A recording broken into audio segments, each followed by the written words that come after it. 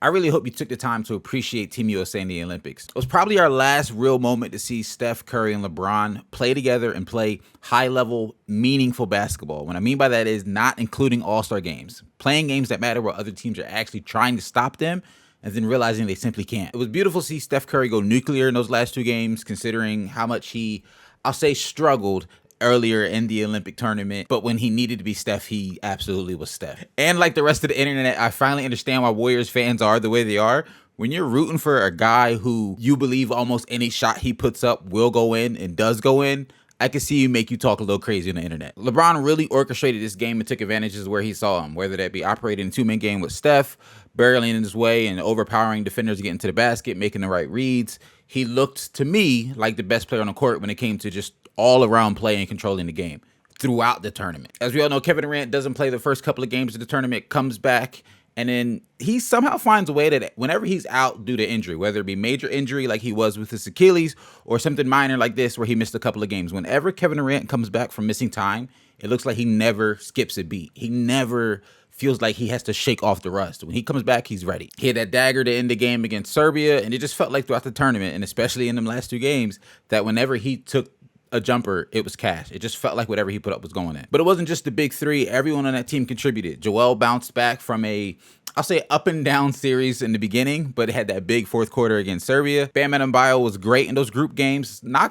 Surprised me and knocked down a decent amount of threes in those group games. I'm hoping to see more of that in Miami this upcoming NBA season. Anthony Davis was fantastic throughout. He showed a lot of energy, attacking the glass, finishing strong, finished with a lot of dunks in this tournament. A lot of energy from Anthony Davis. I hope we see more of that for the Lakers this season. Jrue Holiday was a fantastic vet for them. He picked the spots well. He played some really good defense. Anthony Edwards was great coming off the bench for them and being able to attack and get his buckets in that second unit, especially once again in those group games. Devin Booker was absolutely fantastic. Probably know this, but Kyle Kuzma put out a tweet last summer saying that somebody's going to have to step up and be the glue guy, if you will, the guy who's willing to sit in the corner and knock down threes and play some defense. Devin Booker said, hey, I'll do it. And he did that. He was the glue guy for this team. He shot over 50% from three. He was a great catch and shoot guy. To me, especially in those last about 3 games when he really solidified himself as that glue guy, he did what they brought Derek White on to do. They brought Derek White on to be that glue guy, to play some defense, to make that extra pass, to knock down open jumpers. But Devin Booker proved that he was willing to do that. And who would you rather have on the court after a swing? If you go swing, and in the corner, it's Derek White or Devin Booker. Who do you want to take that shot? If Devin Booker's doing all the other stuff that you want Derek White to do, play defense, make those extra passes, you're going to give those minutes to Devin Booker, and he deserved those minutes. It was great for them. So let's talk about the elephant in the room, Jason Tatum and his lack of minutes throughout this tournament. Didn't play at all in the semifinal against Serbia, only played 11 minutes in the final against France. The coaching staff was put in an impossible situation because once KD came back and looked at how he did, to me, there was no way Jason Tatum is getting Kevin Durant's minutes. Kevin Durant had earned those minutes, and Kevin Durant looked like the better player. You can argue that minutes could have been taken from either Devin Booker or Anthony Edwards. I would push back and say Devin Booker has solidified himself as the glue guy, and I think there's an argument that could have been made for Anthony Edwards, taking maybe some of Anthony Edwards' minutes and giving it to Jason Tatum. But throughout the group games, Anthony Edwards really proved to mesh well with that second unit and be aggressive in that second unit. Could it have been done mathematically? Could they have figured something out? Sure. I'm not arguing against that. I'm saying the coaching staff was put in what I would say is a tough position because what they were doing was working. Was it weird seeing Jason Tatum, who just won NBA Finals, get DMPs and just not play or get very, very limited minutes? Yeah.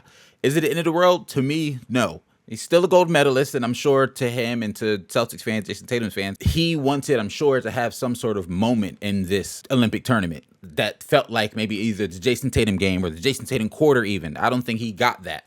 But he is still only 26. He'll be 30 come next Olympics if he's healthy, if he keeps playing at this level. I don't see why he wouldn't be on the team. And ultimately, the coaching staff can stand on their decision because they did win gold. It doesn't look like they made the wrong choices, because they won gold. Ultimately, though, all the drama of who did and didn't play aside, I hope you really took the time and enjoyed this Olympic run. Like, I hope you enjoyed this Olympic run. I might go back and rewatch some of these games, the Serbia game, the final. I might go back and rewatch them because, like I said earlier, this probably was the last time we'll see Steph, KD, and Bron play for games that really matter, play for games that are in a championship atmosphere.